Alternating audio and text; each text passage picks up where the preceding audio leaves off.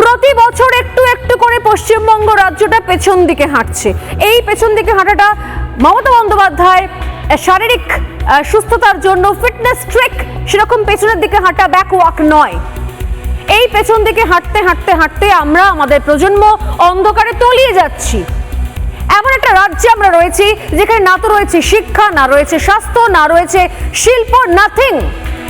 মমতা বন্দ্যোপাধ্যায় বলেন যে পরিযায়ী শ্রমিক চলে যাচ্ছে অন্য রাজ্যে। আরে যাবেই তো, রাজ্যে কাজ কোথায়? শুধুমাত্র পরিযায়ী শ্রমিক হিসেবে নয়, পরিযায়ী পড়ুয়া হিসেবেও চলে যাচ্ছে।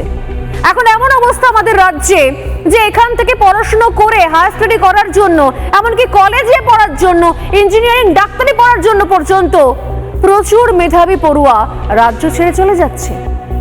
তাদের বাবা মা নিজেরাই পাঠিয়ে দিচ্ছেন, কিছুই তো নেই এখানে।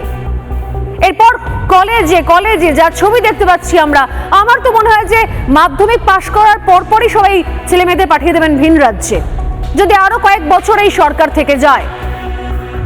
চাকরির জন্য বাইরে যাচ্ছেন, ব্যবসাও বাইরে করছেন, পরিযায়ী শ্রমিকরা বাইরে যাচ্ছেন, সমস্ত সুযোগ সুবিধায় চিকিৎসা তার জন্য বাইরে যাচ্ছেন। এই রাজ্য আসলে পড়ে কি রয়েছে?